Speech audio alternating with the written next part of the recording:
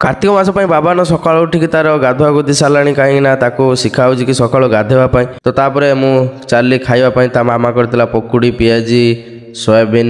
मटर तरकारी बैगणी बहुत सारा तो मु खाई खुआ दे सारापर आम सीधा चलती मठ को गुरु महाराज को जुआर हो सारापर आम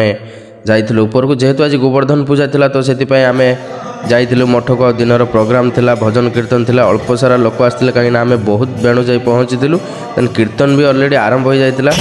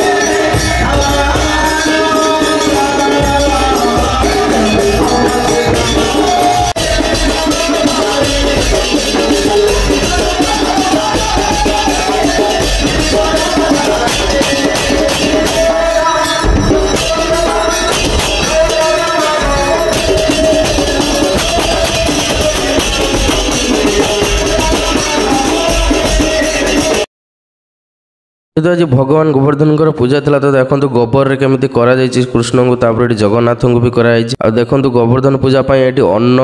केमी ठाकुर को मुह कर बहुत सारा भोग लगी आम सब आलती सारापर जाइलु ऊपर को प्रसाद पाइबा बहुत सारा लोक बसते प्रथम बेच आते लोक बसते दवाई भी बहुत कष्ट होता कहीं बहुत सारा लोक थे आम समस्ते नना मु सनु जा बसलु देन टुनुआई आमको हठात देखिए डाकिला कि मुझे अच्छी घाट खटा डाली पनीर मटर बहुत सारा आइटम आसला देन एटा गोटे नुआ प्रकार खीरी आसला तो आम खाई बाहर। Thanks for watching bye.